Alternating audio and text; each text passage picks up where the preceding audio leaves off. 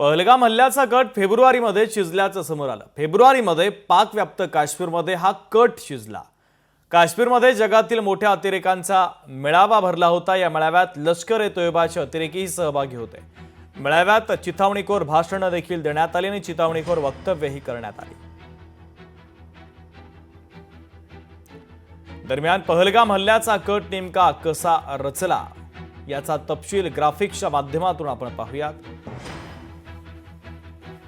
हल्ल्यामागे ISIचा हात असल्याचे पुरावे आता समोर येत आहेत। लष्कर-ए-तोयबा उपप्रमुख सैफुल्लाच्या नेतृत्वामध्ये हा कट रचला गेला।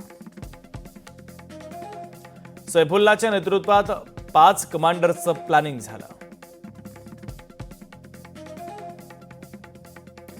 फेब्रुवारीमध्ये सैफुल्लानं कट रचण्याचे आदेश दिले।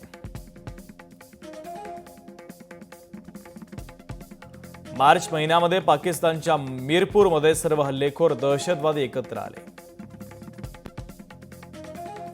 मीरपूरमध्ये पहलगाम हल्ल्याचं प्लॅनिंग झालं।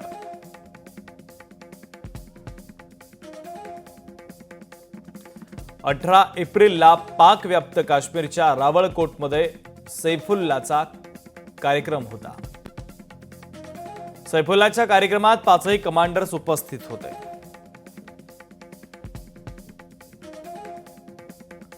कार्यक्रमात चिथावणीखोर भाषणे देण्यात आली।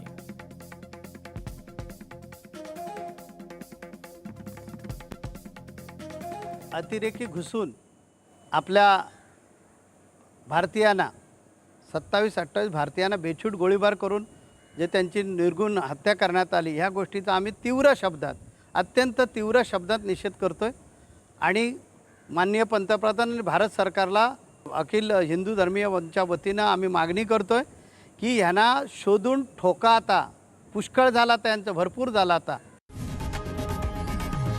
लोकशाही मराठी ऐका, पहा, जागरूक रहा।